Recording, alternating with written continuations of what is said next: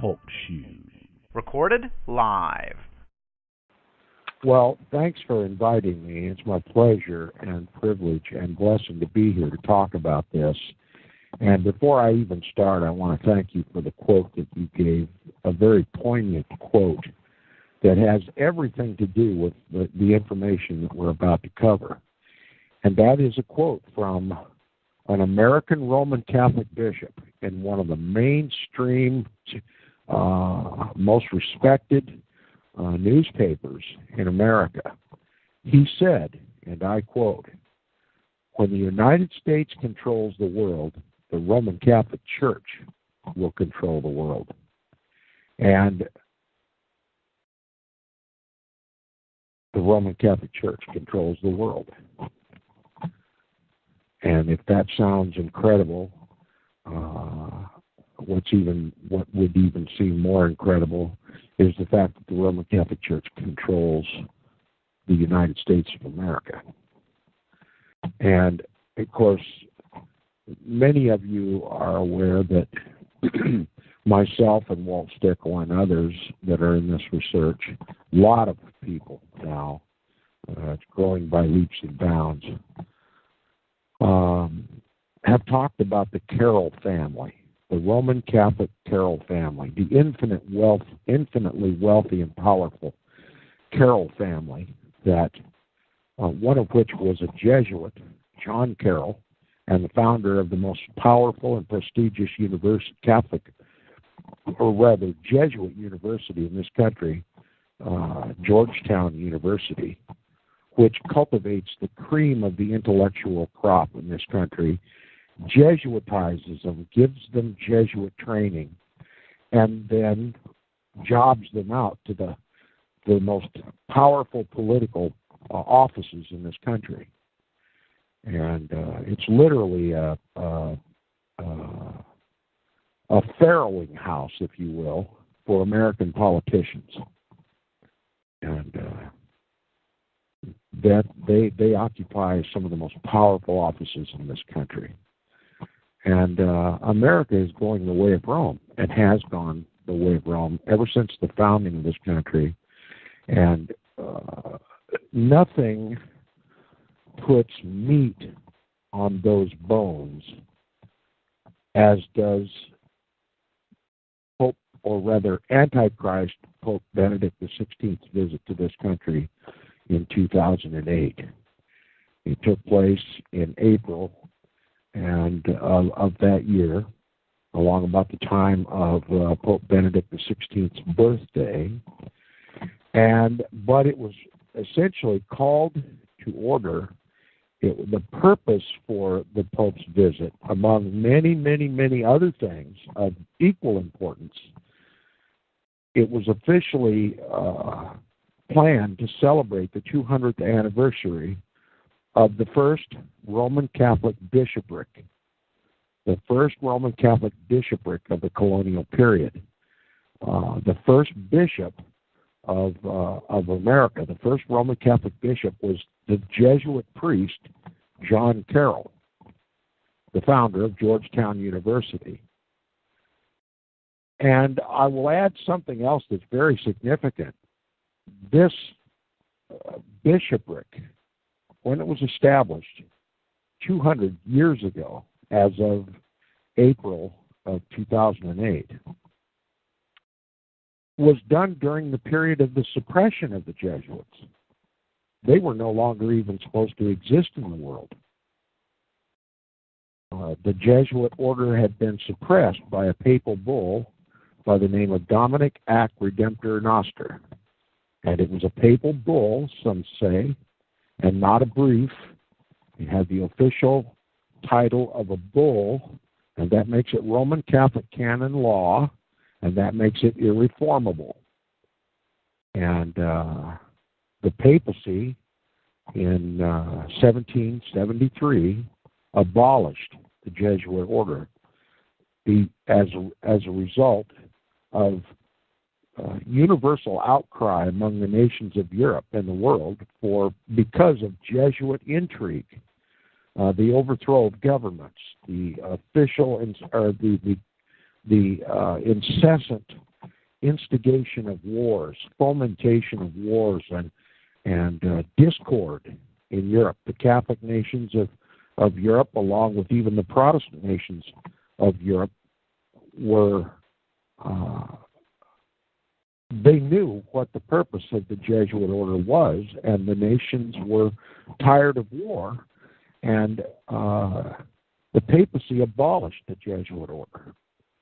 And I could go into a long dissertation now of what the Jesuits are, but the Jesuits are simply a militia that acts globally to advance the papacy's power and control worldwide, to create a global papal hegemony, a global papal government. That's their whole purpose for existence. Global conquest for the Pope, to raise the papacy to global political and religious sovereignty. The King of Kings and Lord of Lords. And that's their stated purpose. And they're sworn to a bloody oath to accomplish this for the papacy. And they are so intent in their purpose that if even the papacy begins to stand in their way of advancing the papal chair to global supremacy, they'll kill a pope. And they've killed many popes to achieve this.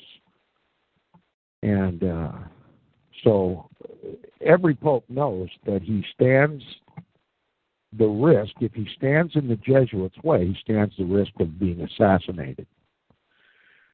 But Pope Benedict XVI was very friendly to the Jesuit order.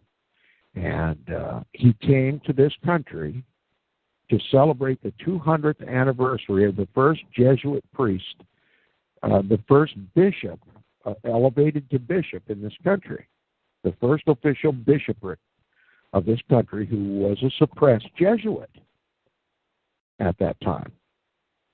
So, irony of ironies, Benedict XVI shows up to this country. Now, if America were, as we've always believed it was, a Protestant nation, immediately at the time that the Pope of Rome, Benedict XVI at that time, would have announced an official visit to this country, the Protestants of this country would have been outraged and would have protested against the biblical, historical, and prophetic Antichrist setting his foot on Protestant shores. But at this time, there was very little Protestantism in this country, having been converted to futurism, that which says that the Antichrist doesn't come until the last 7 years before Christ returns, and it's just a single man, rather than the historicist view that the papacy has always been the Antichrist of the Bible. And since the Protestants believed in a future Antichrist, they no longer protested the historical Antichrist, the papacy. You see, if you believe in a future single individual as being the Antichrist that comes just before Christ's return, that exonerates the papacy throughout history, that takes the onus away from the papacy, takes the onus of Antichrist away from the papacy throughout its history, and literally overturns the Protestant Reformation, because the Protestant Reformation was built on the very foundation that the papacy is the Antichrist of the Bible. Every pope is the Antichrist. It's a dynasty. It's an office. Just like the presidency of the United States, it doesn't dissolve when a president dies. They just elect another one to put in the chair. So the office continues. And likewise, the papacy is an office that is filled with pope after pope after pope after pope. Each pope dies in turn, but the office continues. The establishment of the Antichrist in the world has a history of over 1,800 years now. And this was the very foundation, the knowledge that rose up the Protestant Reformation. They protested the papacy. They called him the Antichrist of the Bible, of prophecy, and of history. And so if one doesn't believe that the papacy throughout all its history is the Antichrist of Scripture, he cannot call himself a Protestant. So since there was no protest over Pope Benedict XVI setting his foot on this shore, on American shores, then we can be certain that there was no Protestantism left in the country, having all been converted to futurism. All right, but it doesn't, just because all so-called Protestants believe in a future Antichrist, it does not remove the onus of the papacy from Antichrist, because it is the Antichrist of the Bible. And this Pope Benedict XVI, who came to this country, was just as much the Antichrist of history as was Pope Boniface VIII, or the first Pope, or the current Pope, Pope Francis I. Now, before we begin to cover Pope Benedict XVI's visit in 2008, I want the listeners to keep in mind that Pope Francis I, as a matter of fact, the first Jesuit Pope, the first admitted Jesuit Pope in world history, has announced plans to come to this country in the fall of next year. And I hope, it is my hope and prayer, that there has been enough Protestantism come back to this country that there will be a protest against the Antichrist once again desecrating Protestant soil and setting foot on our country. And to raise interest in Pope Francis I's visit next fall, I want to now reveal to the listeners what happened when Pope Benedict XVI came in 2008. Now, I was very in tune with suspicion, knowing who the Antichrist is. It's the papacy. When Pope Benedict XVI announced his intention to visit this country, I began to wonder what the Antichrist had up his sleeve for this Protestant land. And I began to research his itinerary, and I began to listen with intent every day on the satellite television to the Eternal Word Television Network. That's the official Roman Catholic channel. And to listen to EWTN's coverage of what Pope Benedict XVI had on his itinerary. And of course, there was talk about his birthday. There was talk about the 200th anniversary. There was much talk about the ecumenical movement and many other things, and how the Pope would be addressing all the religions of this country. And another researcher whose name some of you might be familiar with, John Daniel, the author of the book The Grand Design Exposed, was also equally interested in this. And together we kind of made it a project to keep track of what this Pope was intent to do, and then to pay particular attention during his visit and to see what he would do. Now, we anticipated that Pope Benedict XVI would literally take over this country, would announce himself as the king of this country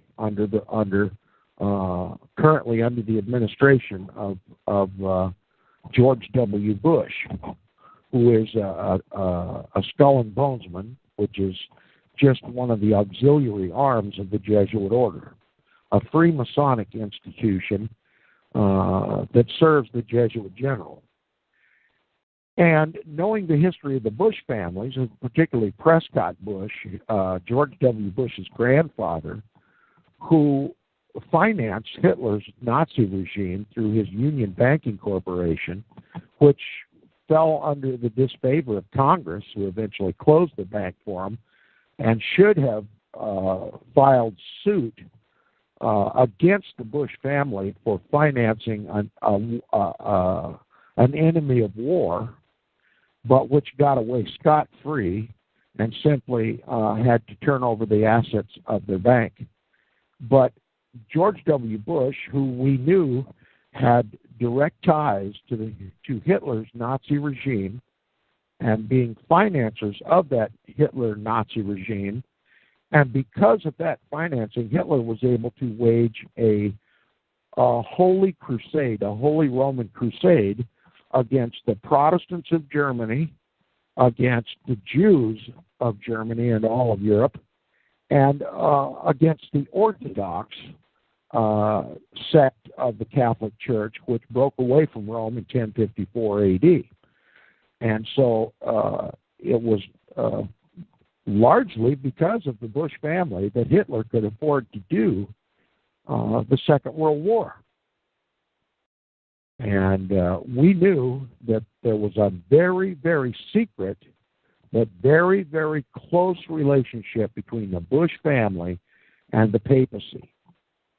And we wondered what this could bode for the United States with a Bush in the White House, having succeeded his father, George H.W. Bush, in the White House, and a Knight of Malta in the White House, Ronald Reagan, and also a Jesuit-trained Knight of Malta and 33rd degree Freemason, Bill Clinton, in the White House. You see, Rome has had a friend in the White House all throughout my life. And knowing the import of what Vatican Council II was in the 1960s, where the Protestant churches of this country denounced the Protestant Reformation and then sought to ecumenically reunite with the Roman Catholic Church and come back under the papacy's authority. We saw Pope Benedict XVI's visit to this country as the potential for an official announcement from the Pope, commensurate with the Bush family support, and commensurate with Vatican Council II and the ecumenical surrender of Protestantism, having refuted their Protestant Reformation, having believed in futurism, and now exonerating the papacy and seeking to reunite with the Roman Catholic Church. The Pope Benedict XVI had a platform, a political and a religious platform, to justify standing before the American people and in some fashion or form claim himself to be the King of the United States of America and a ruler over the government of the country. And that's exactly what we found. It happened right before our very eyes. A few of us understood the significance of the things that took place in Washington, D.C. when Benedict XVI came to this country. But for the most part, since there is no more Protestantism in this country, or so little Protestantism that its voice cannot be heard anymore in the United States, the import of all of Benedict's speeches, all of the actions of President George W. Bush just flew right over the heads of the American people, and they did not comprehend what they were seeing right before their very eyes. And since this was such an important affair for me, I wrote a webpage on it. And if you want to go to my website, inquisitionupdate.org, on the right-hand side at the top, you'll find a link to my old web pages. And if you click on that, it'll take you to my old web pages.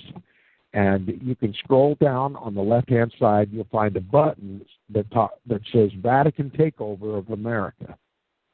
And click on that, and you can bring this up. And I think Michael has probably posted a link to this web page in the chat room, so the listeners can go. Now, I'm looking at that page at the moment, and I will read the text that I wrote back in 2008 and see if you can understand what I was saying.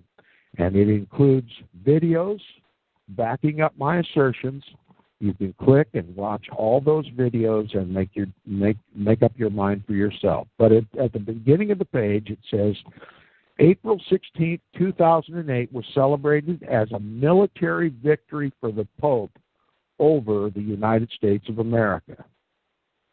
And I make notice that the Knights of Columbus, during the celebration on the White House lawn, were arrayed side by side with the U.S. Army. Now, before I go, I don't have to explain to the American people what the United States Army represents. It represents the military power of this country. But side by side with the U.S. Army was positioned the Knights of Columbus. And the Knights of Columbus are an oath-bound military in service to the Pope. So we literally have the representation of the papacy's global military, the Knights of Columbus, which are just a wing of the Knights of Malta, a global military, and there they are sitting side by side, saluting and literally worshiping the Pope, their commander-in-chief, with salutes. Now, you don't salute someone who is beneath you in rank. You salute the superior. That's what they're doing, both the United States military and the Vatican military, the Knights of Columbus in this country. And they're saluting their superior. Now, one might accuse me of being a little rash in that description, and that they may have been saluting the President of the United States, who's on the same platform, George W. Bush. But this was all about Benedict XVI. It was not about George W. Bush. George W. Bush took a secondary role in that entire event. It was all focused to recognize Pope Benedict XVI. Now, before we even continue with this discussion, I want to remind the listeners that White House protocol requires that if a foreign head of state comes to the United States to visit with the president of this country, White House protocol demands that that foreign head of state, who is a guest in this country, must first meet the leader of this country at the front door of the White House. That's U.S. White House protocol. It just stands to reason. Now, President Bush was going to go off to see the leader of the Soviet Union, or Russia as we know it today. He would meet Vladimir Putin or whoever's in office at the time at the front door of his residence, or the official residence of the president. And likewise, a foreign head of state, the papacy, which is the head of the state of Vatican City, came on a diplomatic mission to the United States.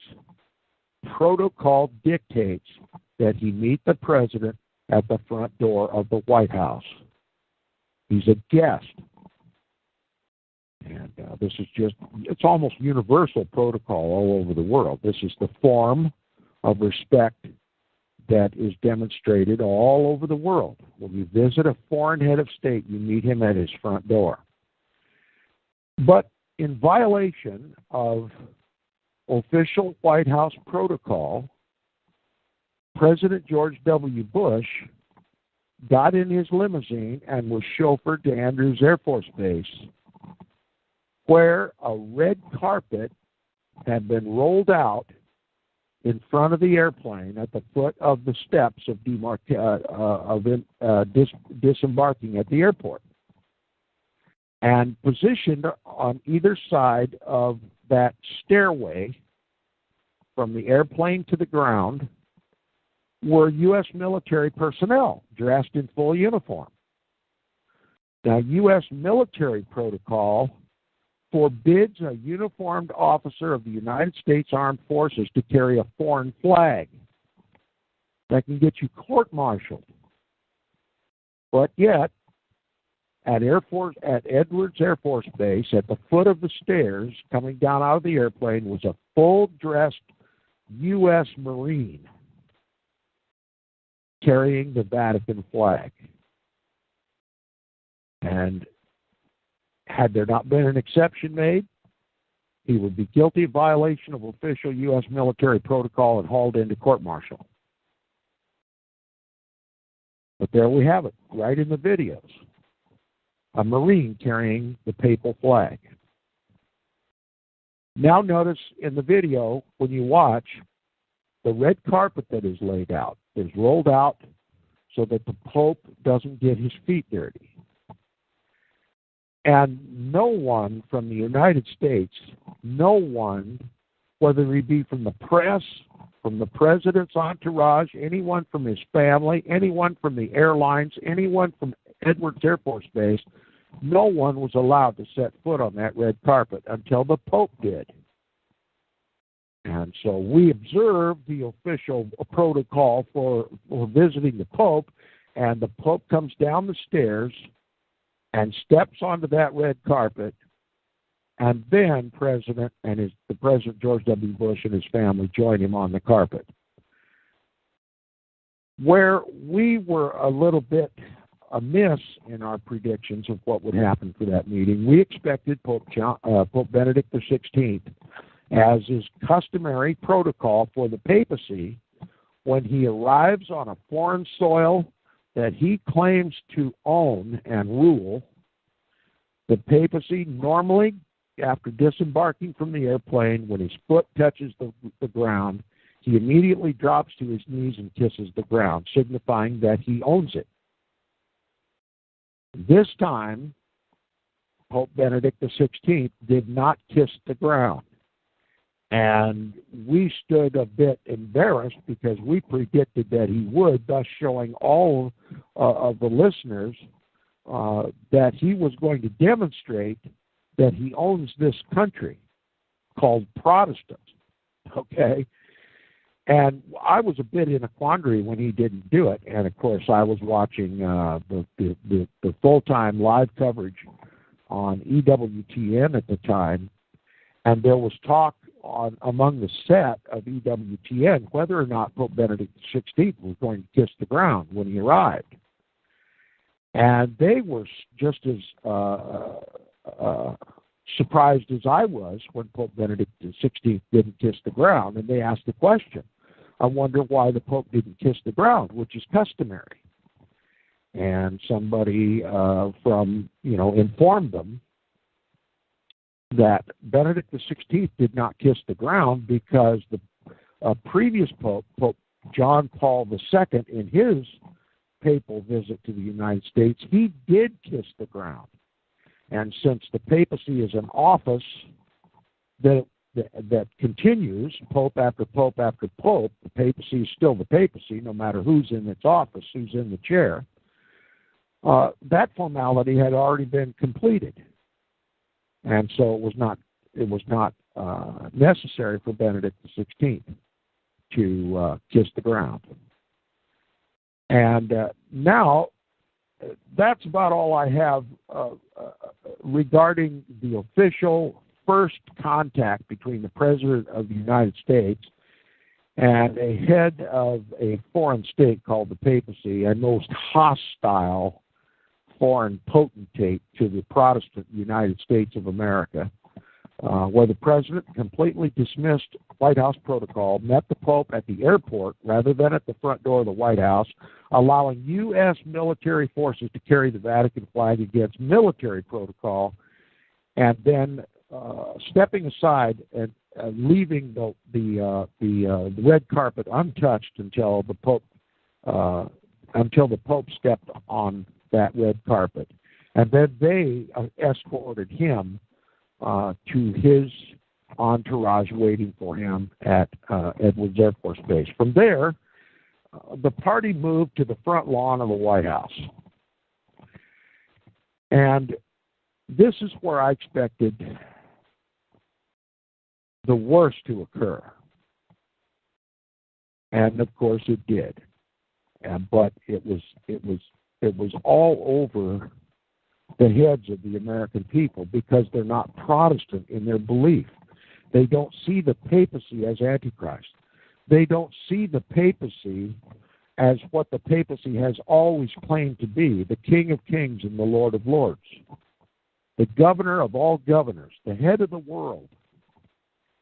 But Pope Benedict XVI came to this country, and you know, at state visits like this, everything is orchestrated. Everything is thoroughly orchestrated and planned right down to the nth degree. Nothing happens that isn't programmed to happen, and that these official state visits are full of symbology. That if we don't understand the symbols, we can't interpret what's really happening, and that was the case with the American people. But I described to you the two militaries, the United States military and the Papal military, standing side by side at attention and saluting the Pope, which has all kinds of significance for those who are Protestant in their understanding and belief, and have some knowledge of papal history, and what role the papacy plays in the world, and what role the Knights of Columbus play in the world, and what role the president plays on the same stage with the Pope. Another thing that happened was, of course, the acknowledgement of the 200th anniversary of the first Roman Catholic bishopric in this country, a recognition of John Carroll, the Jesuit priest. But that wasn't all. What the United States government allowed was the serenading of the Pope of Rome with the fife and drum corps. Now, those who are not aware of history will find this interesting. The fife and drum corps is significant, or signifies, the Revolutionary War.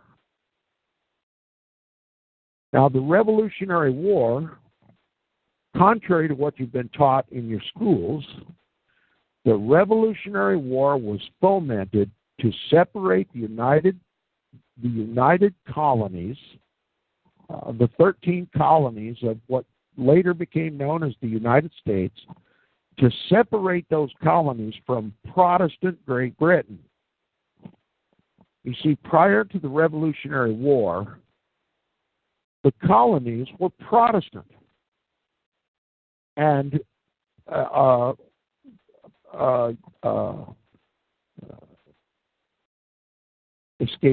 word escapes me right now. But Roman Catholicism, prior to the Revolution, prior to the Revolutionary War, Protestantism forbid the practice of Roman Catholicism, because they were aware of Roman Catholic and Vatican and Jesuit intrigues in Protestant England. They tried to blow up Parliament. They tried to blow up King James I and all of the Parliament, which represented the people. They launched the Spanish Armada against the Protestant Queen of England. Over and over and over, the Vatican tried to take back Protestant England and make it officially Roman Catholic again, to make England Roman Catholic. And the Protestants continually fought off the papal attempts to regain Great Britain and put it back under the authority of the papacy and make the Pope king of England, and to put a Roman Catholic on the throne of England to rule in the Pope's stead. The Protestants of the colonies were aware of that history, and they were constantly vigilant to suppress Roman Catholicism in this country. And so the Mass was illegal. The celebration of the Mass could not be done anywhere, much less in public. And if there were Roman Catholics coming to this country, they had to keep their Catholicism hidden for fear of raising up the ire, if you'll permit me, to raise up the ire of Protestants. And but the Revolutionary War was fomented by the Jesuits and by Freemasons, both in England and the colonies, so as to separate the colonies from the government of Great Britain, the Protestant government of Great Britain. And it was accomplished. And of course, it's never taught to us what the real purpose of the Revolutionary War was. I mean, we're all taught that it was about tea and taxes. Well, the controversy over tea and taxes was simply a way to achieve a Roman Catholic victory over the colonies and to make religious liberty the standard for the new colonial period after the Revolution, and make Roman Catholicism on equal footing with Protestantism, declaring religious liberty. And of course, that gave the Freemasons, the Luciferians of Freemasonry, to practice their religion too openly. And so, all things considered, it was a net gain for paganism. It was a net gain for Roman Catholicism, and it was a total defeat of Protestantism. And so, who was the official winner? Secret though it was, who was the official winner of the Revolutionary War? It was the papacy. The Revolutionary War was a religious war against Protestantism, and the Pope won. And this visit of Pope Benedict XVI was an open acknowledgement from our government demonstrating who it was that won the Revolutionary War. And again, we have U.S. military and papal military, the Knights of Columbus, standing at attention and saluting Benedict XVI. Then we have the Fife and Drum Corps, which represents nothing but the Revolutionary War, serenading the Pope. And we have singers singing, "Thy kingdom come, thy will be done on earth as it is in heaven." Who were they singing to? The Pope. Thy kingdom come, thy will be done on earth as it is in heaven. They were singing to the Pope. U.S. military and Knights of Columbus singing to the Pope, "Thy kingdom come." The Fife and Drum Corps of the Revolutionary War, serenading the victor of that war. And then, to cap it all off, and by the way, I haven't covered everything that happened that day. I don't want to belabor the point. But to cap it all off, they honored the Pope with a 21-gun cannon salute. And there's a link on this page. You can click and see that 21-gun cannon salute right there on the front, right there on the White House lawn. Now let me go to Wikipedia right now and read what Wikipedia says about a 21-gun salute. Okay? Gun salutes, according to Wikipedia, under 21-gun salute, it says this: gun salutes are the firing of cannons or firearms as a military honor. That's what it says right on Wikipedia. It's consistent with everything that I've said.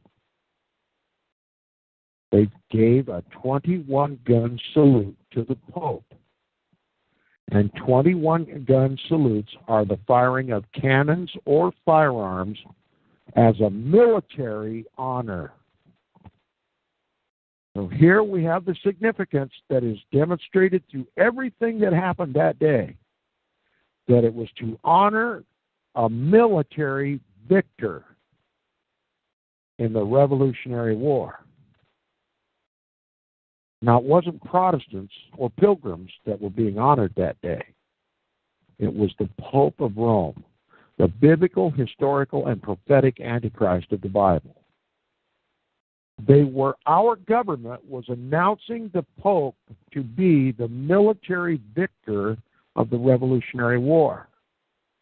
Now, let me read further on Wikipedia regarding the 21-gun salute. He says, the custom stems from naval tradition, where a warship would fire its cannons harmlessly out at sea until all ammunition was spent, to show that it was disarmed, signifying the lack of hostile intent. So what a 21-gun salute customarily and historically represents is a surrender. In the Navy, when a ship was overtaken by an enemy force, instead of engaging in war, it would fire all of its ammunition, thus disarming itself as a demonstration of harmlessness and surrender. Now, you may see a 21-gun salute in totally different context, as I did before I read this Wikipedia page. But we're not talking about the social implications of a 21-gun salute. We're not talking about the coloring that has taken place over the years with the 21-gun salute. We're talking about the historical custom, the historically significance of the historic military custom of a 21-gun salute. It's the firing off or discharging of all of its weapons as a means to disarm. It's typical of the laying down of arms. It's typical of surrender. And that's the meaning that it had during the celebration of Pope Benedict XVI, the papacy, at the time of the Revolutionary War. Now, you can read this Wikipedia page all by yourself, and if you can come up with a different conclusion than I have, you can email me at tom@seawaves.us, and you can tell me whether or not I've overstated this. But it's consistent with what we suspected the papacy was up to when it announced its visit to this country. It's consistent with the actions and words of President George W. Bush, and it's consistent with everything else that Pope Benedict XVI said and did during his visit. And now, since the Revolutionary War was a victory of the papacy over a Protestant land where the Mass was forbidden, the practice of Roman Catholicism was forbidden, what did the papacy then do? On the 20th of April, 4 days after his arrival to this country, in Yankee Stadium, that's significant, Yankee Stadium. Who were the Yanks? The revolutionists, right? The ones that the papacy defeated at the Revolutionary War. At Yankee Stadium on the 20th of April, Adolf Hitler's birthday. Remember the connection between the Bush family and the Nazi regime of Adolf Hitler? And how the Bush family financed the Hitler regime? And I'll add also, did not the former Pope Pius XI sign a concordat in 1933 with Hitler before the war? And the then Pope, Pope Pius XII, who led that Inquisition through Nazi Germany, through Adolf Hitler and the SS against the Protestants and the Jews and the Orthodox. Is this not being acknowledged by the Pope's strategic pick of of Nazi Germany's Adolf Hitler's birthday, the 20th of April, to do what was never lawful to do in this country prior to the Revolutionary War, but to offer an outdoor mass to the Catholics of New York City. They sacrificed Christ afresh on that altar on Hitler's birthday in front of the cameras of a once Protestant land where the Mass was illegal prior to the Revolutionary War.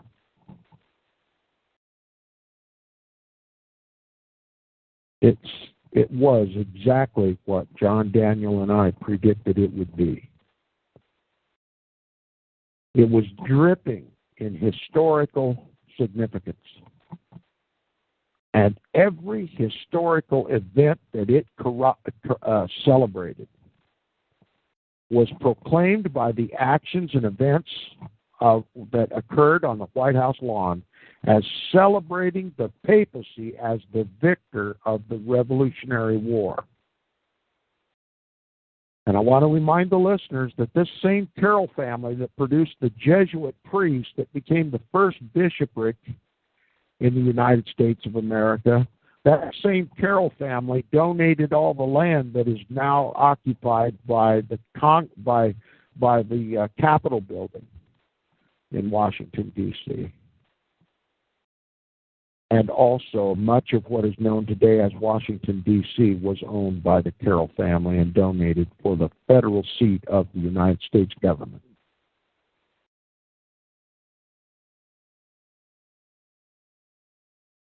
And our history books didn't tell us a word about any of this.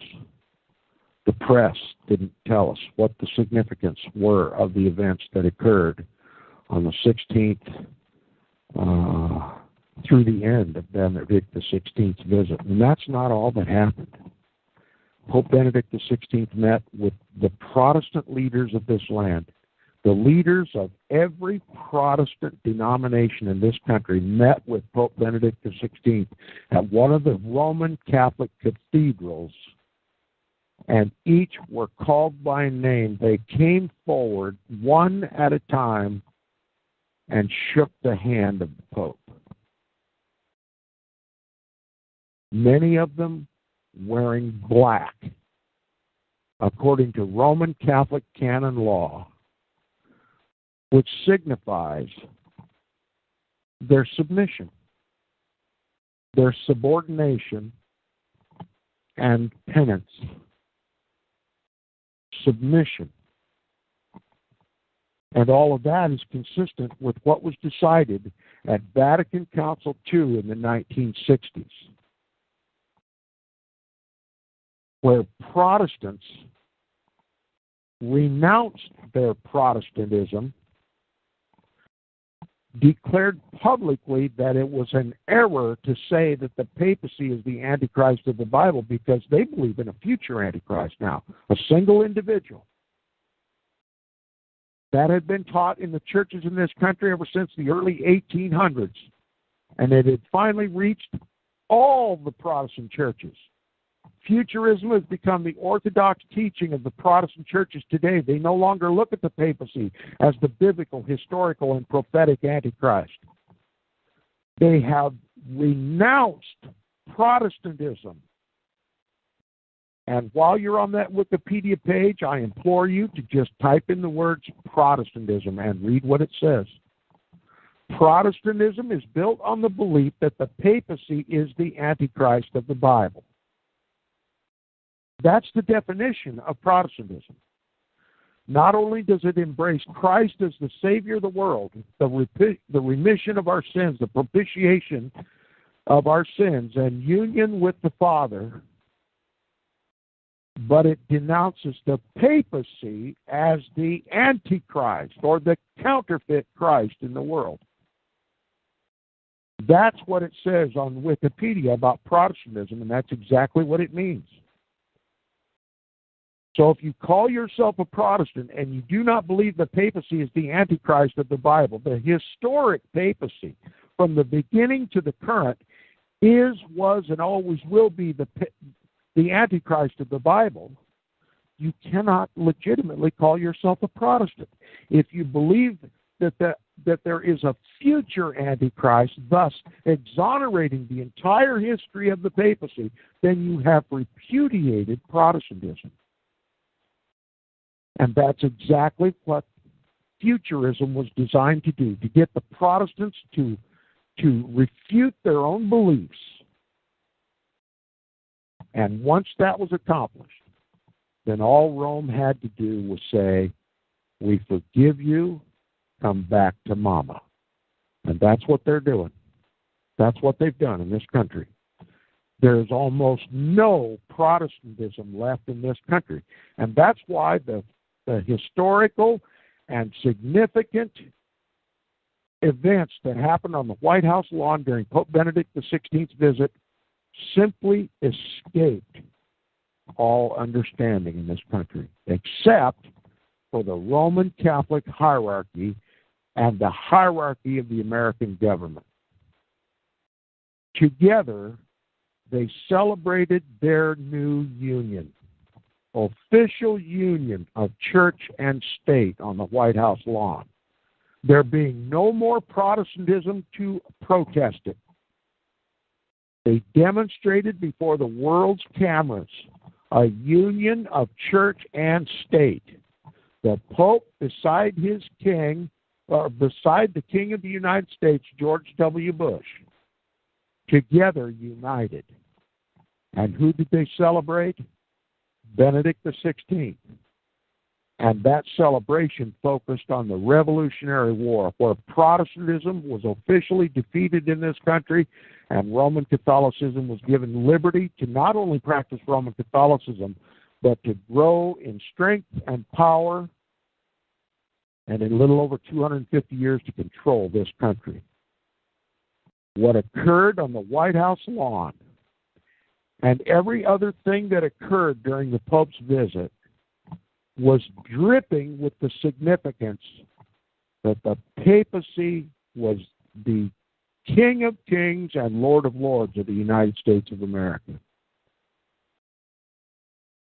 Now, having touched the high parts, just the high points of that visit, which you can go to this website and you can see the pictures, you can watch the videos, particularly read the captions that are printed on these videos. Here's one right at the middle of my page. Pope Benedict XVI standing at the microphones in front of the White House, in front of the White House. And part of what he says is, and strengthen the resolve of Catholics to contribute ever more responsibly to the life of this nation. The Antichrist of the Bible, the papacy, was standing before the cameras and the microphones of this country admonishing Roman Catholics, not Protestants, not Christians, but Roman Catholics, to contribute ever more responsibly to the life of this nation. And in words of interpretation, what that means is admonishing every Roman Catholic to gain high office, aspire to the highest offices of this land, to use their occupations and their avocations to help elevate the papacy to power and strength in this country. After all, they had just proclaimed the United States to be a Roman Catholic country, did they not? The significance of all that happened on the White House lawn, the significance of everything that happened that entire week of his visit, was to acknowledge the papacy as the king and to make everyone else subservient, including the President of the United States and all its people. And the Pope had the brazen audacity to serve Mass in public, and he also called Roman Catholics to seek the most responsible positions in the life of this country. And that's why you'll find the most powerful politicians in this country are Roman Catholic, On the Supreme Court, there is not, for the first time in the history of this country, there is not one Protestant on the Supreme Court. Not one Protestant. There are 6 Roman Catholics. And not just Roman Catholics, they belong to Roman Catholic militias, like the Opus Dei. And the rest are Jews, also subservient to the papacy. Those Jews know, those Jews who are sitting on that court know who killed the 6 million Jews in Germany. It wasn't Hitler. It was Pope Pius XII. It was Pope Pius XII. They know who their king is. But don't miss the point.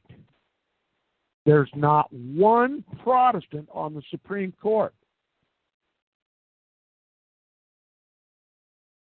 The Supreme Court's job is to interpret the Constitution and the Bill of Rights of the United States. They're the ones who interpret the law. We have Roman Catholics interpreting our law with a Roman Catholic bent, with a Roman Catholic prejudice, with a Roman Catholic mission. Are you losing your rights? Are you losing your liberty? Are you losing your right to criticize both the Pope and the King? Do you realize that's what the Protestant Reformation gave us? The right to criticize both the Pope and the King? And do you know why the Protestants criticized the Pope and the King? Because they were united. The Pope controlled all the kings of Europe. And the Pope demanded that the King exterminate the heretics from out of his realms. And who are the heretics? The Protestants and the Bible believers. Those who would never bend the knee to the Pope. There are your inquisitions, led by government authorities in every land to seek out Protestants, heretics, and to try them in the Inquisition and burn them at the stake.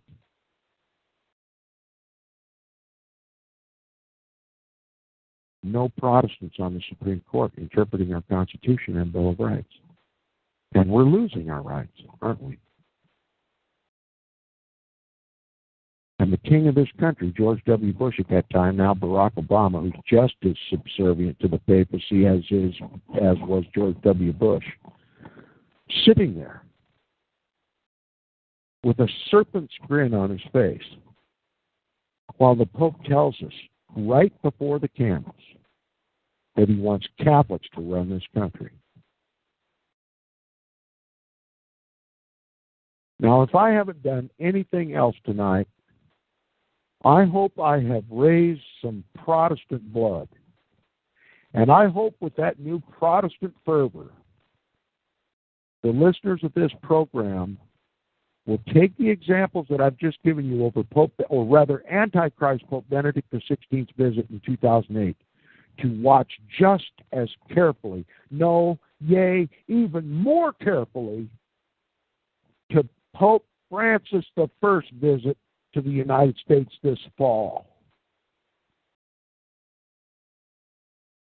Watch it with a biblical eye. Watch it with a prophetic eye. Watch it with an historical eye, and mostly watch it with a Protestant eye. Watch it carefully. And you'll get the best information, believe it or not, from EWTN, the Eternal Word Television Network, the official Roman Catholic channel, because it's their king that's coming to this country. And they know more about the significance of what this Pope is going to do and say than anybody else in this country, including the Protestants. And they're not bashful about telling you what the Pope is doing in this country. And you can also stay tuned to Inquisition Update, because you can bet I'm going to be watching it with my eyes wide open. Inquisition Update is heard Monday through Friday at firstamendmentradio.com. You can email me at tom@seawaves.us. That's tom@seawaves.us. And that's all I have for this evening. I'll send it back to Michael. Thanks for having me. Economically? Yeah, Well, sure, it goes hand in hand with what Benedict XVI did in 2008. First of all, I want to give the American people, whoever's listening tonight, the rest of the story. You know, there's much talk about the Federal Reserve. Most people who know what the Federal Reserve is, that it's not an American bank, it's a foreign bank. And they know it's run by the Rothschilds. But what they don't know about the Rothschilds is that the Rothschilds are listed in the Jewish Encyclopedia. You can look it up yourself in the Jewish Encyclopedia. It's online. You look it up yourself and go to Rothschilds and read what it says about the Rothschilds. And one place it says, the Rothschilds are the guardians of the papal treasure. The Rothschilds were French Jews. They originally, their real name is Bauer. They're Jews, and they're also Freemasons. And we know Freemasonry is just a wing of the Jesuit order, one of those multiplying agencies that the Jesuits rely upon to do their bidding in the world. They are Jewish Freemasons, and they were trained at the Lycée Louis Le Grand, a French Jesuit university, and that's where they got their training in economics and money lending. And what they use for their currency is the papal treasure, and they own the banks. The Federal Reserve Bank is a Jesuit bank. The Rothschilds work for the Jesuits. The patrimony of Peter, the wealth of the Roman Catholic Church, is owned and controlled by the Jesuit order. And the Jesuit surrogates, in this case, are the Rothschilds. Now, what they do is they print money, lend it to the American government, and then charge interest on it. And we're indebted to the tune, many people say, 10 trillion, 19 trillion, I've heard as high as $29 trillion, a debt we'll never be able to pay. As a matter of fact, taking in collateral for that debt, the Vatican has consumed all the United States gold. And that's literally what happened on 9/11. But one of the things that happened on 9/11 was they confiscated all the gold that was located there. And we know that Thomas Gambino of the Mafia crime family did an interview years ago on Greg Szymanski, investigative journal, and he admitted that his grandfather was one of the major contractors on the Twin Towers, and that in the columns, the heavy concrete, steel reinforced concrete pillars in the basement was a void which contained much of the United States gold.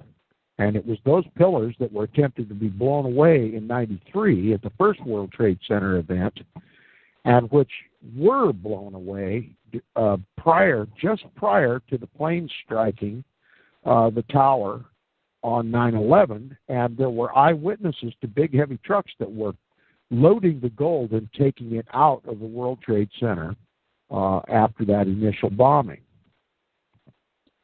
And so the Vatican, the Vatican, through the Federal Reserve Bank, has taken collateral on this phony debt that is owed in real hard gold. And having now in its possession all the nation's gold, in addition to that, they've taken the land.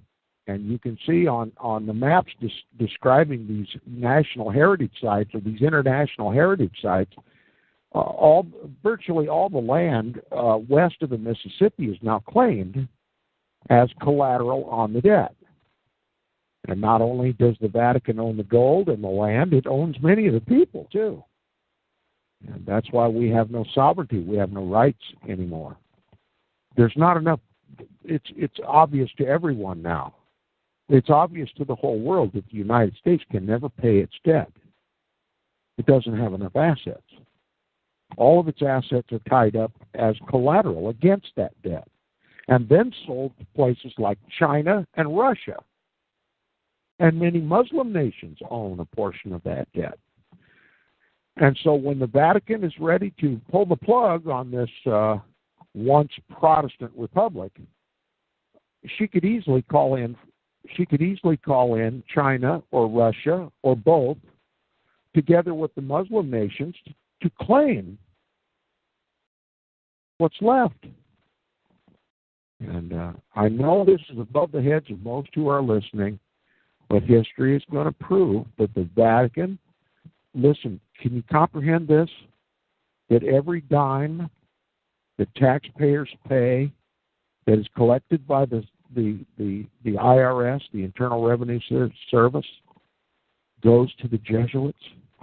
And if you want someone with more authority and more prestige, more recognition than Tom Friess, simply go to Google videos or YouTube or whatever it's called and type in the name Karen Hudes, Karen, Karen Hudes, Hudes, Hudes, Karen Hudes, and listen to her interviews.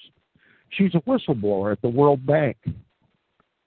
She was one of the chief legal counsels. She led the legal team that gave internal regulation to the World Bank. She was one of the most powerful people at the World Bank. And she is now saying publicly in every interview that she can possibly do, and she's telling us that 60%, a full 60% of every dollar that's paid in taxes to the Internal Revenue Service goes directly to the Jesuit order. And this is known globally. She's had direct communications with the governors of the states of the United States, informing the governors of the United States, the states of the United States, that this is a hostile Vatican takeover of the country. It's on record from someone infinitely more powerful and knowledgeable than Tom Friess, who was a latecomer to this, but she's a quick study. And she found corruption at the World Bank, and she traced that corruption and its cover-up, and she came to some very concrete conclusions. And they all involved the Jesuit order and the Roman Catholic Church. She'll tell you flat out that the Federal Reserve Bank is owned by the Jesuits. Yes, the Rothschilds run it, but they are the guardians of the papal treasure.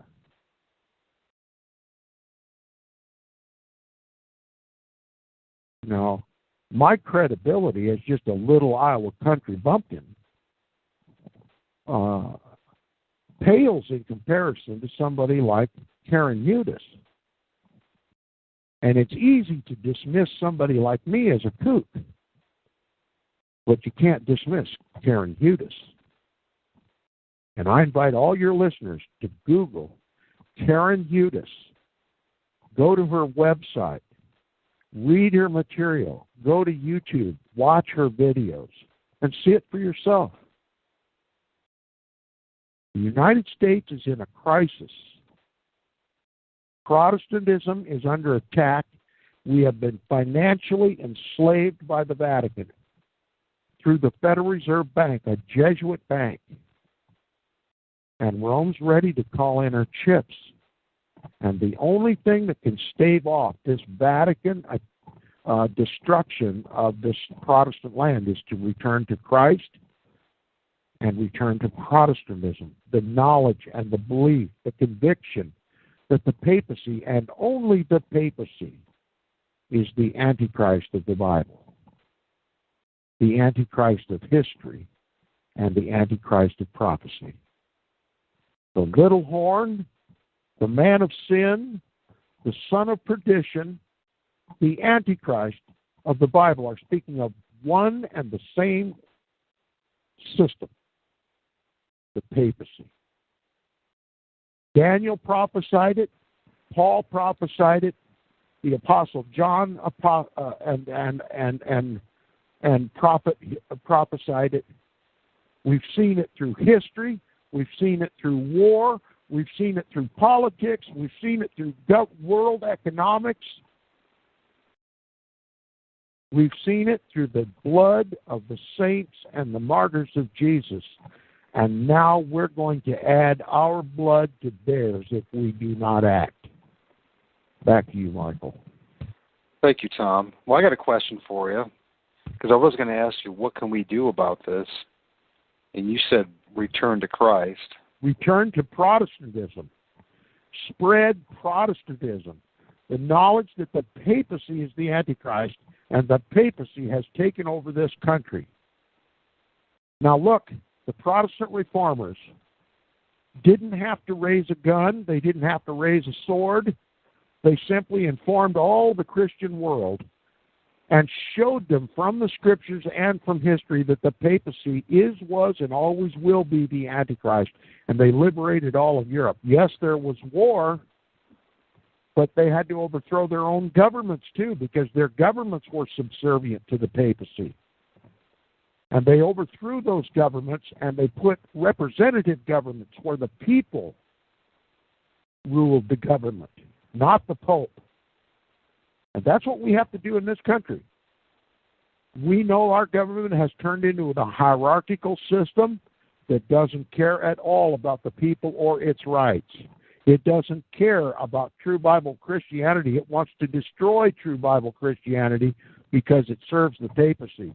And the papacy knows there's only one power on earth that ever threatened the extermination of Rome, of the papacy, and that was the simple knowledge taught by the Protestant reformers that the papacy is the Antichrist of the Bible. And we need another Protestant Reformation, and it cannot happen unless there comes a majority view in this country that the papacy is the Antichrist. You see, because we have exonerated the Antichrist with our futurist beliefs, we have offended our Savior. We cannot serve two masters. And now in this ecumenical movement, that's what we're doing. We claim Christ with our mouth, but we obey the papacy and the civil government that imposes his canon law upon us and excludes God's holy, eternal, and perfect law of liberty. You see, by exonerating the papacy, we have dishonored every drop of Protestant blood that the papacy has shed throughout history, to the tune of hundreds of millions of souls. By exonerating the papacy, we have desecrated the names and the teachings of the Protestant reformers.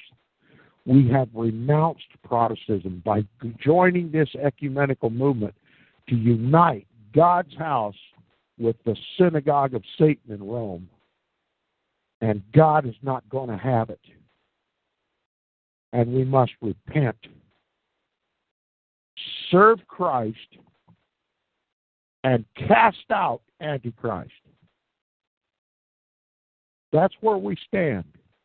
We've committed the same sin of Israel, where they wanted to claim God as their king, but they worshiped according to Baal, raising obelisks and idols and images and pagan celebrations, pagan rituals. God would not have it. He would not have his name mixed with the name of Baal. He would not have his holy service on Mount Moriah mixed with the traditions and ceremonies of Baal worship. And when we repudiated the Protestant Reformation and then sought to ecumenically reunite with the Roman Catholic Church, we committed the same error. Now, Israel, for her abominations, were sent to Assyrian captivity. Judah, who committed these same offenses, were sent to Babylonian captivity. We're not going to be sent anywhere. Rome has come to us. And we've invited her with both open arms. And God is not going to have it.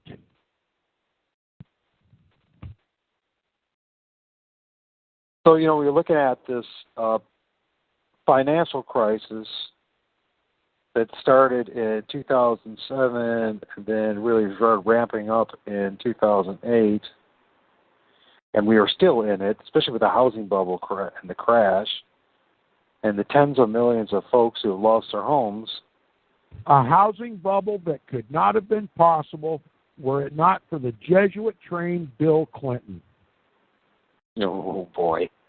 Let's talk about that a little bit. You're right. These Knights of Malta trained with the Georgetown under Quigley.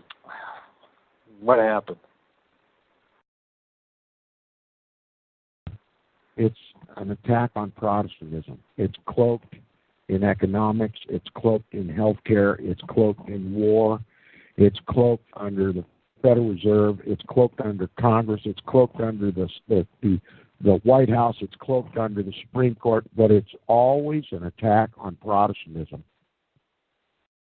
Protestantism is the ultimate target for this Roman beast that now controls our government and has at least since Roosevelt.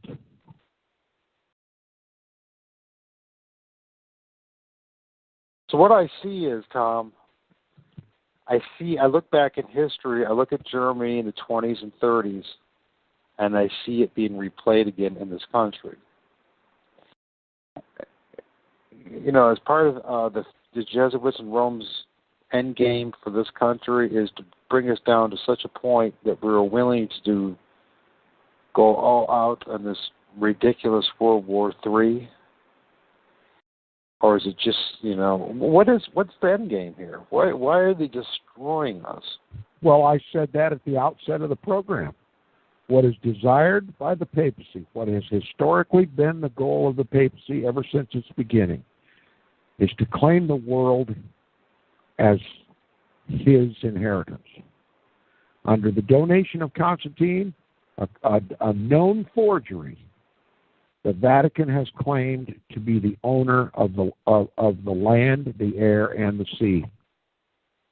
The donation of Constantine, just look it up on Wikipedia and read about it yourself to know what it is. The basis for the global empire of the papacy is the donation of Constantine and the false decretals. You can Google that title too and read it yourself. The false decretals. The donation of Constantine, false decretals, and also the false claim that Peter, the apostle, was the first pope of the Roman Catholic Church. And together these things give the papacy what it believes to be sole sovereign right over heaven and earth and hell. That's why the papacy wears a triple crown called the tiara. That's what tiara means, triple crown.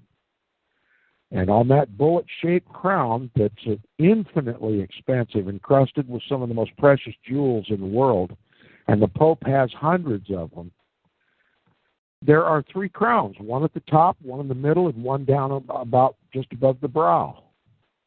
And they each represent the realm of the Pope. The top one represents his authority over heaven, the middle one represents his authority over the earth, and the bottom one represents his authority over hell. And that's why the papacy claims the keys of Janus. You can look that up too and find out what they are. Two keys. the authority over heaven and the earth. Okay, spiritual and temporal. That gives the authority of the papacy to open and shut the doors of heaven and to control the governments of the world, temporal and spiritual. The papacy has always claimed this. This isn't new. I didn't make this up. This is embodied in Roman Catholic canon law. This is embodied in the councils, all of the councils held by the papacy throughout the centuries. It's been reiterated in every council, even Vatican Council II. And so what we're seeing the United States government doing is just helping this come to fruition, full global fruition. That's the significance of what happened on the White House lawn in 2008. Our government demonstrating by its actions publicly in front of the cameras and microphones its recognition of the papacy as the victor of the Revolutionary War. This establishes the papacy as the king of this country, the king of the government. And it's not just the United States, it's all the governments of the world. Literally what we are seeing taking place before our very eyes is the reestablishment of the old world order. The old world order was called the Middle Ages or the Dark Ages. And it was dark because the papacy ruled the roost. The papacy picked all the kings of Europe. Every government was a papal government. Okay? This isn't new in the world. The idea that the Pope rules the governments of the world. This isn't a new idea. It's as old as the Roman Catholic Church itself. And that they call it the New World Order is simply because the Old World Order was destroyed by the Protestant Reformation. So if the Old World Order was destroyed by the Protestant Reformation, we have a recipe in our cupboard of how to destroy the New World Order. Simply proclaim the papacy as the Antichrist of the Bible. And to hold to Christ and his law, proclaim his kingdom, and reject the papacies. And without that authority, as King of Kings and Lord of Lords, the governments of the world will reject his leadership. You see, they think he's the vicar of Christ, the representative of Christ on earth. That's what the papacy claims to be. And that's why they give all their power and their strength to him. That's what was demonstrated on the White House lawn in 2008. The United States government was giving their power and strength and recognition to the papacy.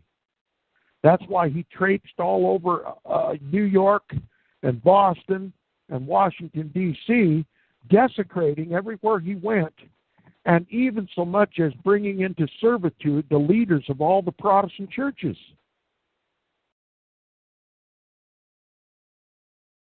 And there wasn't a whimper of protest anywhere. The Old World Order, or the New World Order, is simply the Old World Order restored. The old one was destroyed by the Protestant Reformation and the French Revolution. A 1-2 punch. It was all directed against the papacy.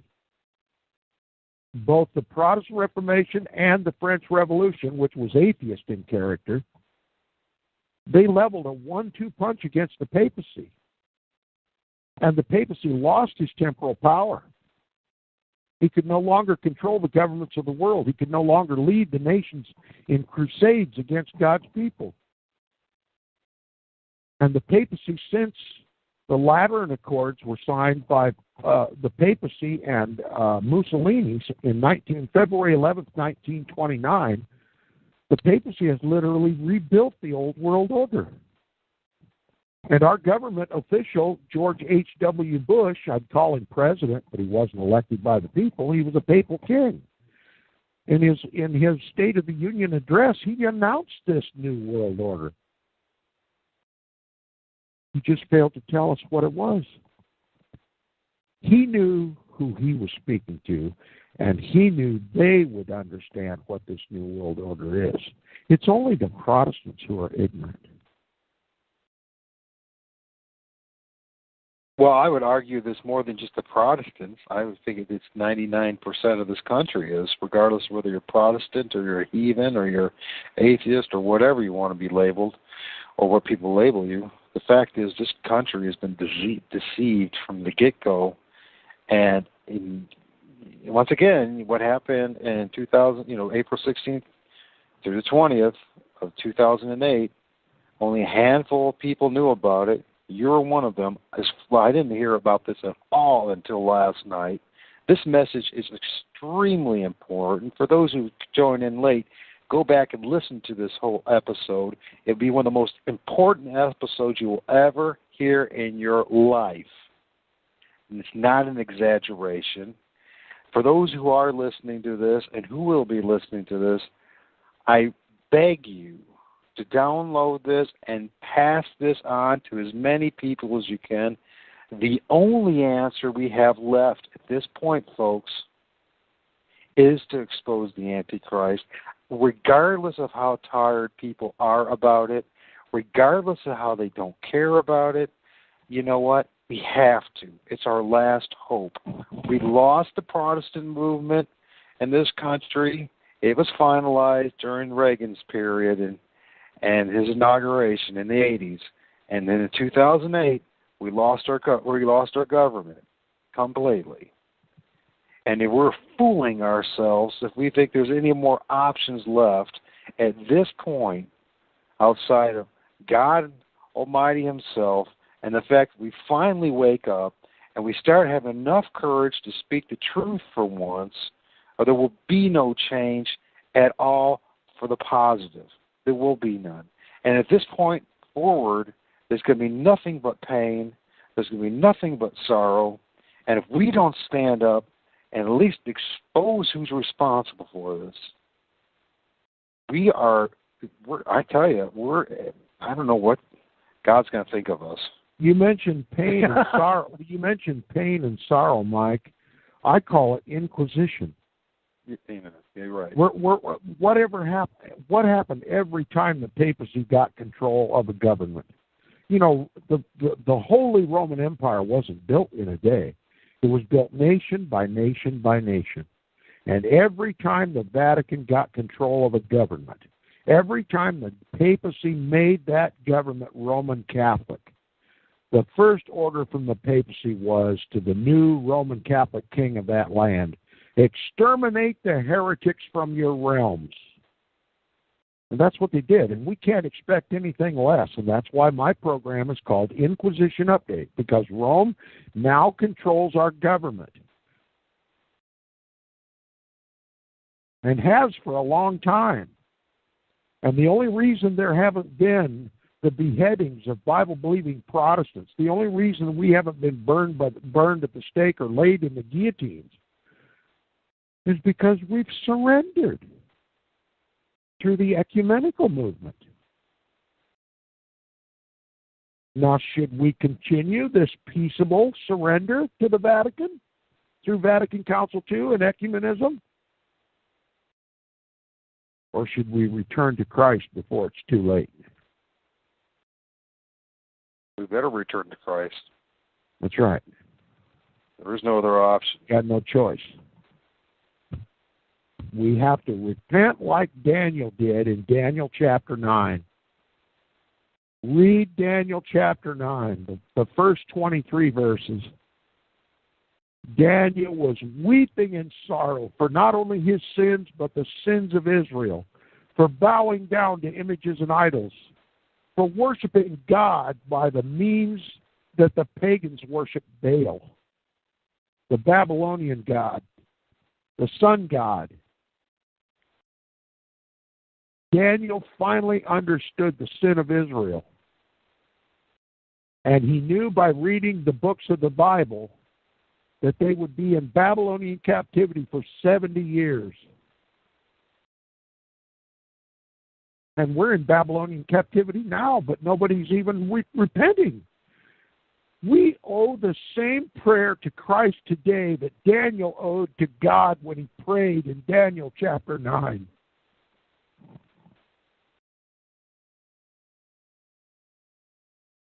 I agree. Read the first 23 verses of Daniel chapter 9. And know in your heart that should be your prayer to God on your face in sackcloth and ashes. If you have believed in this future phony Jesuit deception and have exonerated the papacy and no longer view the papacy as the Antichrist and welcome Pope Benedict XVI or Francis I this fall, you owe God that repentance, the same repentance that Daniel uttered in chapter 9. We all do. We have grievously erred. We have grievously offended our God. And we deserve this Babylonian captivity that we're in. And there's only one thing that's going to stop the full fruition of this Babylonian complete control of our country and subjugation of God's heritage, the saints of Almighty God, is to repent of ecumenism. Repent of our idolatry. We cannot worship the Pope. He's a mere man, and likely a pedophile at that. And the current Pope is a Jesuit priest. It's an army of pedophiles. God has made it easy for us to condemn what has now become the king of this world. It's known all over the world that there's an epidemic, a global pandemic of Roman Catholic pedophile priests. You would think that alone would wake us up. Never mind the fact that the Federal Reserve Bank is a Jesuit bank, that the chaplain in the Congress is a Jesuit priest, that the advisor of Barack Obama when he was nobody in Chicago was a Jesuit priest by the name of Gregory Galuzzo, that the Supreme Court is a supermajority Roman Catholic vote and not one single Protestant among them. That's the state of apostasy that Israel was in before Babylon just came and took them all captive and made them bow down to worship images and idols. And I'll tell you, that's just exactly what our government's going to do.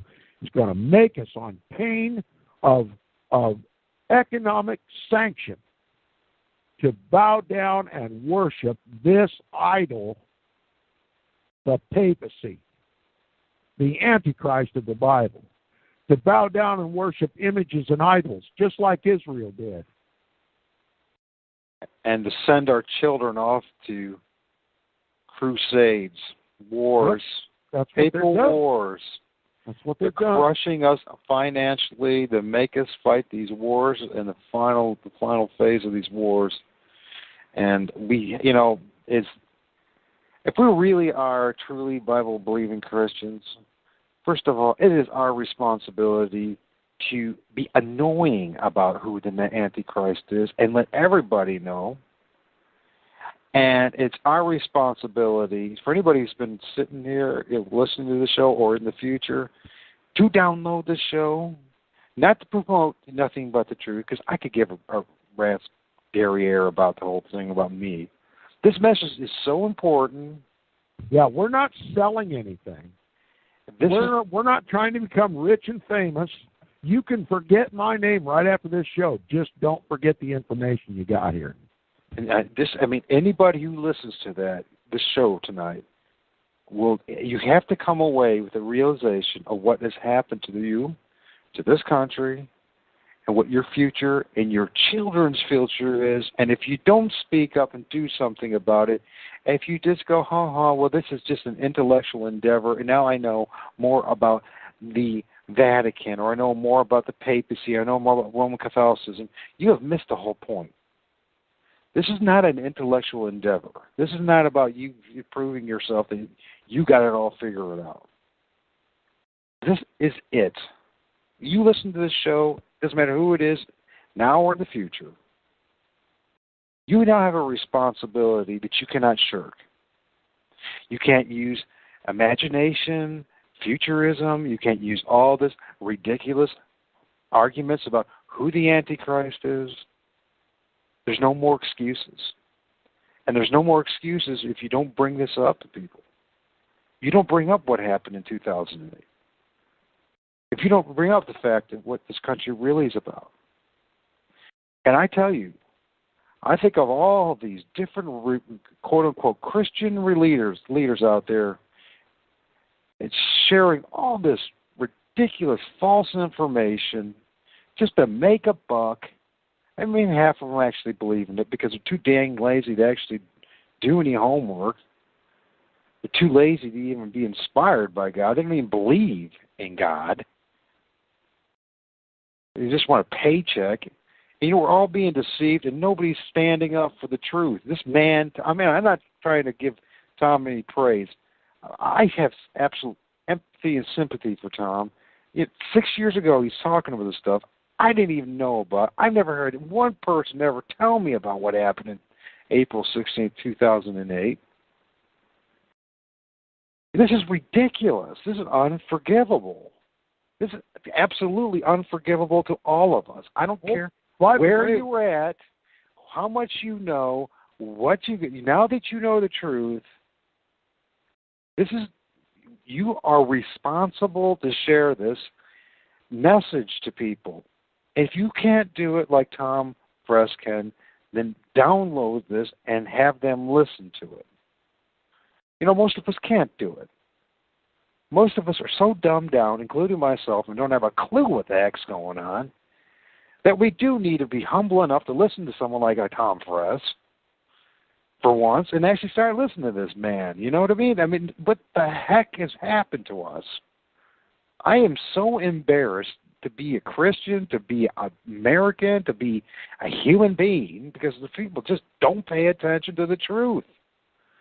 This is devastating news to me, and nobody has... I don't know what to say, Tom. I'm sorry to be real emotional about this, but every time you seem to get on the show, especially the late at night, these shows we get, this wakes me up, and it just, I have been devastated. I've been walking around like a zombie all day long because finally hearing about the truth of this message yesterday puts the nail on the coffin. There's no more arguments. There's no more debates. There's no more playing around. Well, maybe the Antichrist is King Charles, or it's some guy in Europe, or it's some guy in Islam, or some Chinese. There's no more arguments, no more debates, no more nothing. You're going to play games, you play games, but you're responsible for it. And it's going to condemn you, and you think God's not going to pay attention to that? You think he's going to just think lightly about this? Oh, well, at least he believed in Jesus. Do you really believe? Do I really believe? We're not even willing to stand up for the freaking truth. How much do we actually believe anything? I mean, I want to say thank you, Tom. And you're welcome. I want to before we close the show, I want to remind the listeners what just occurred to me. Walt Stickle has a web page on this too. If Walt will put up the link to that web page, you can get listeners to go to that and see the information that he uploaded about this as well. He became interested in what John Daniel and I were doing. And he's more capable with a computer than I am.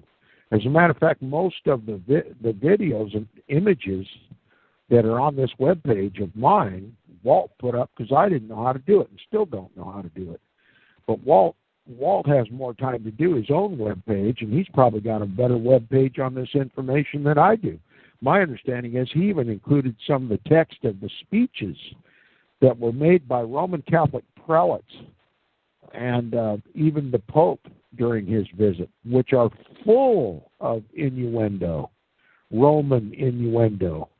And the listeners can read all the information that Walt has. And I'm sure, I don't know the website address, but I'll bet you... I'm here, Tom. Yeah, I'll bet you John Daniel has a web page too. I don't know. I've never been to it or anything. I don't remember being to it anyway. But before we close, just look up on Wikipedia Protestantism. Read it yourself. Protestantism. Look up Jesuits and read that. Look up the Protestant Reformation. Look up the Counter-Reformation. And I'm sure the people who have of open minds and willing hearts and who really love Jesus, who want to know who Christ's counterfeit is in the world and what power he has over the kings of the earth, will take that information to heart. And by all means, when the Antichrist of Rome, Pope Francis I, the first admitted Jesuit pope. Now, we've had many popes that were Jesuit trained, one of which was Pope Pius IX, who wrote the encyclical and syllabus of error of 1864, which condemned our Constitution. You know, you wonder why George W. Bush referred to our Constitution in private company. He referred to it as just a GD piece of paper. Well, because that's what Pope Pius IX essentially called it in the syllabus of error. And it denies, in that syllabus of error, we're denied the right of free speech, we're denied of the right of freedom of conscience, we're denied that the government, that the only legitimate government in the world is a papal government, and that governments of, by, and for the people is an attack against the legitimate throne of Christ on the earth, the papacy.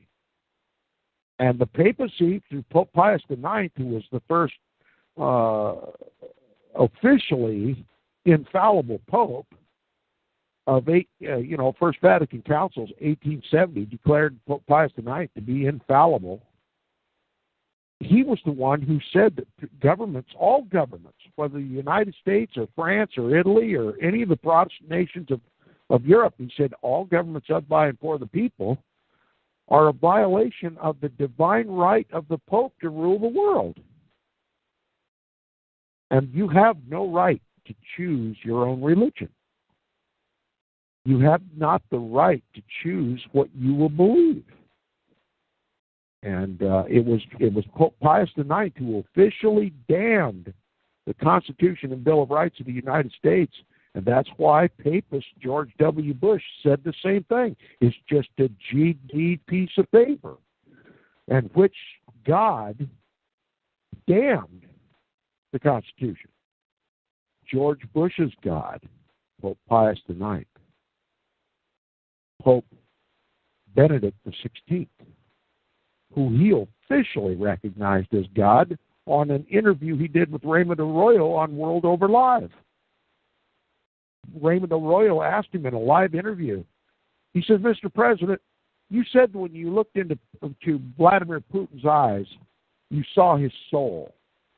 I asked you, Mr. President, when you look into Pope Benedict's eyes, what do you see? And immediately George W. Bush said plainly, God. Mr. President, what do you see when you look into Pope Benedict XVI's eyes? God. That's what he said. And he put that into action on the White House lawn in 2008.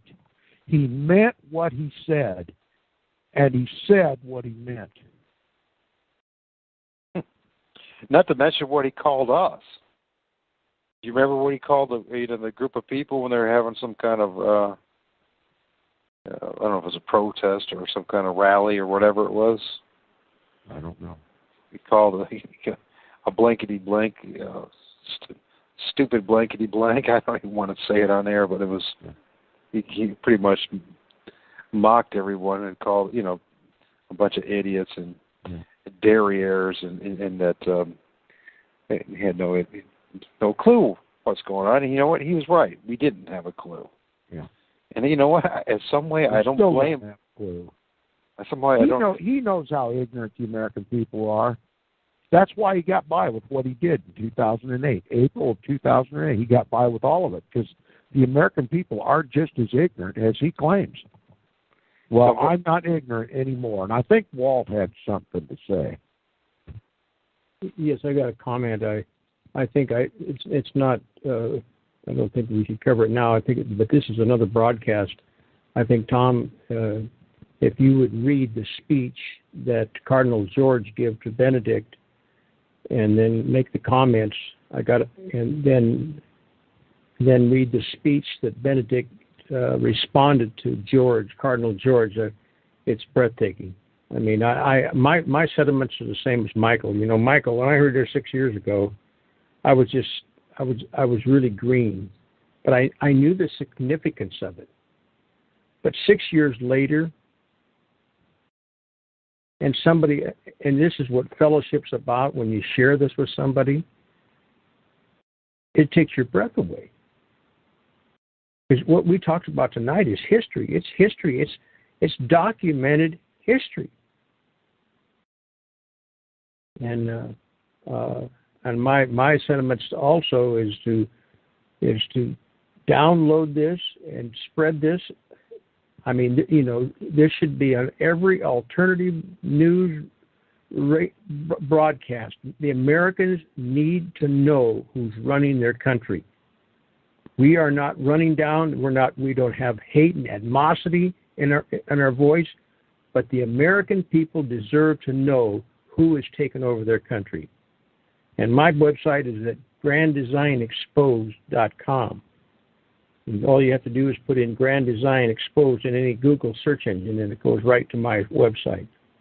And I have all the, Tom mentioned the carols.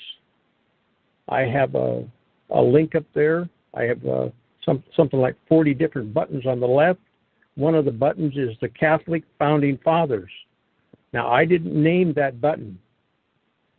That button is named as an article that comes right off of a Roman Catholic educational site, and it's called the Catholic Founding Fathers. And I had a discussion with a man that called me today, and it was fruitful, because in other words, I've learned not to argue. In other words, you ask somebody, have you ever heard of the carols? All you have to do is put in Charles Carroll, Carroll spelled Carroll, Daniel and John, and you'll get all the reading material you want to read. And the truth of it is, we had 3 Catholic founding fathers that flew under the radar. And that is the actual terminology that's used in the Catholic Founding Fathers, that they flew under the radar. They had to. They had because the colonies were Protestant, and if they knew that there was so much influence in the formation of our federal government by the Roman Catholic Carroll family, there'd have been a religious war of annihilation that took place even before the Revolutionary War. I'll be back in about 5 minutes. You know, and I wanted to say something else. You know, Tom has read a lot of books. The last 8 years, he's read book after book after book. But anybody that's listening to this broadcast, research everything that was said here.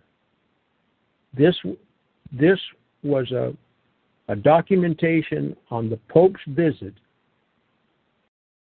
in April 16th to the 20th in the United States in 2008.